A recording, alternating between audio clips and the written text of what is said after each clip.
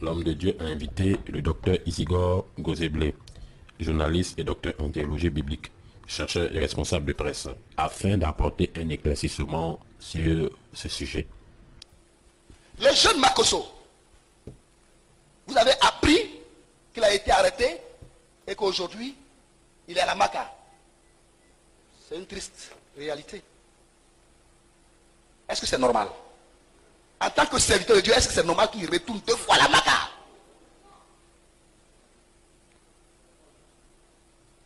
Mais qu'est-ce qui s'est passé? Il faut que nous arrivions à un stade de chrétiens intelligents, de serviteurs de Dieu intelligents. Qu'est-ce qui s'est passé pour qu'après avoir passé 15 ans à la Maka, 4 ans après, 15 mois à la Maka, 4 ans après, tu repars dans la même maison? On se lève un matin, on dit non, c'est Kassi qui l'a arrêté. Oui, Makosso était en fuite vers le Gabon. Il voulait fuir pour aller au Gabon parce qu'il a escroqué plus de 15 000 jeunes chrétiens.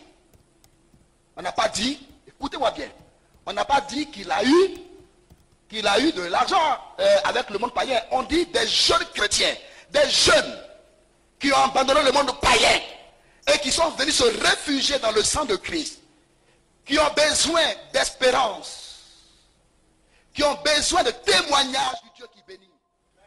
Vous, serviteurs, vous venez, vous mettez en place une machination pour venir les éprouver. Mais voici le schéma que Makosso a utilisé. Il a mis en place un système pour aller rencontrer le ministre Alain Lobogno, d'alors ministre de la Jeunesse et des Sports. Vous savez, au ministère des Sports, il y a ce qu'on appelle le fonds jeune. C'est un fonds que le président Bédia a créé depuis 1994 qui permet de financer les projets des jeunes. Donc, ça va voir le ministre, il dit, ah, depuis que Ouattara est venu là, les chrétiens se plaignent. Ils disent que le fonds des jeunes là, c'est aux jeunes musulmans, on donne. On n'a jamais donné ça aux chrétiens. Le ministre dit, c'est quoi? Il dit, mais oui, c'est la vérité. Il dit, ah bon, d'accord, donc je vais prendre, vous faites quoi? Il dit, non, viens à un rassemblement, tu vas parler aux jeunes. Tu vas expliquer comment on peut gagner, on peut avoir droit au fonds. Le ministre, il est d'accord. Dès que le ministre a dit, il est d'accord là, Makosso a appelé son gars Patrick Bédier, ils ont envahi toute l'église évangélique de SMS. On dit, on a 5 milliards à prendre. Vous n'avez pas vu ça à la télévision? Non, est-ce que vous avez vu ça à la télévision? Il dit, on a 5 milliards à prendre. Ouattara donne 5 milliards. Donc, où tu es là, il faut quitter. Allons au parc des sports. Il y a eu 12 000 jeunes au parc des sports. Quand le ministre a fini de parler pour expliquer le mécanisme de financement des projets, dès que le ministre est parti, Makosso a fait passer un communiqué. Il dit, pour que tu puisses avoir le fonds là. Vous avez vu le ministre? Non, il dit oui. Vous avez écouté le ministre? Oui. Pour que tu puisses avoir le fonds, il faut que vous soyez membre du réseau panafricain des jeunes chrétiens entrepreneurs.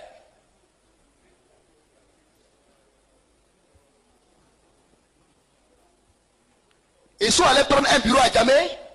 On dit, pour être dans le réseau, écoutez-moi bien, pour être dans le réseau, tu dois payer. Au départ, tu payes. Voilà. Au départ, tu payes 5 000 francs la fiche d'adhésion. Donc, dès que les enfants ont payé, chaque enfant a payé 12 000, 12 000, 12 000. Ça veut dire qu'ils étaient 15 000, 15 000, ils étaient 12 000 là-bas. Le chiffre, chaque enfant allait appeler son père, sa mère, ils ont multiplié par 3. Donc, il y a eu 15 000 jeunes au total qui ont payé cet argent.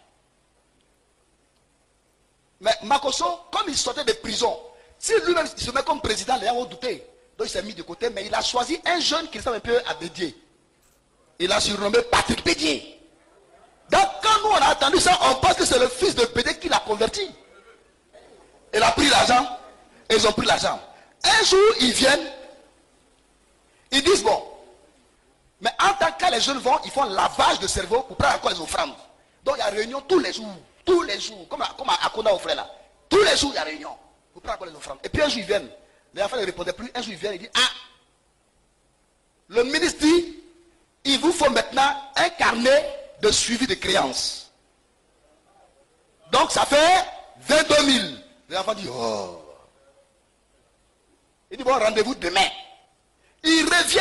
Il n'a même pas vu le papa Kassi. Il dit, mais Dieu est trop puissant. Quand l'archevêque est parti négocier avec le ministre, l'archevêque a prié. Et le ministre a donné son accord pour que vous puissiez venir payer 10 000 francs.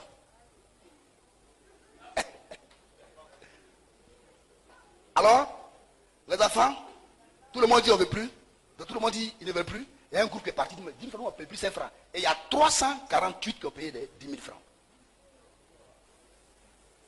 Et Makoso qui faisait dire aux jeunes, il dit bon, vous les jeunes qui allez avoir de l'emploi, le financement, c'est le jour là, le 27 là, au stade du Fort Boigny, que l'État, le président de la République, le ministre, ils vont vous remettre l'argent.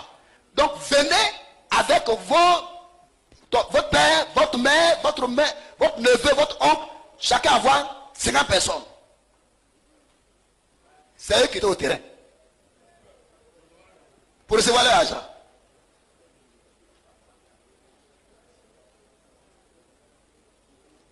Donc les enfants ont réveillé leur oncle aux États-Unis, au village, le grand-père est venu, ils sont au terrain. Chacun pense maintenant, il va arriver un moment où on va dire, le ministre va remettre l'argent. Ils sont au terrain, ils ne voyaient rien. J'ai lancé moi-même, le comité éthique et déontologie pour l'assainissement de l'église. Le bishop n'est pas au courant. Personne n'est au courant. J'ai commencé ça l'année dernière.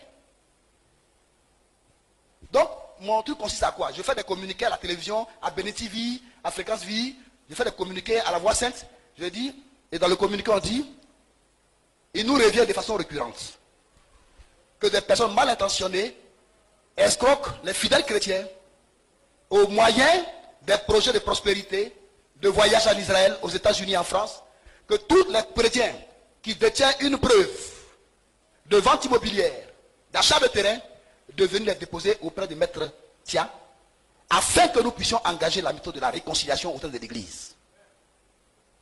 J'ai fait mon communiqué. Dieu de Ngoumi m'a aidé. Tout le monde m'a aidé. J'ai reçu 1225 plaintes. Sur les 1225 plaintes, Makoso seul a 1100 plaintes. Il a dépouillé des femmes. Il y a des femmes qui ont vendu leur terrain pour que leur enfant parte aux États-Unis. Il a pris l'argent et puis il a disparu. Et quand tu l'appelles pour te plaindre, il te traite de maudit. Qui t'a dit qu'on a qu'un seul homme de Dieu?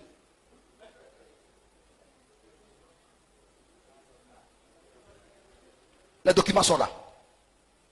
J'ai toutes les preuves. On va les publier dans un ouvrage.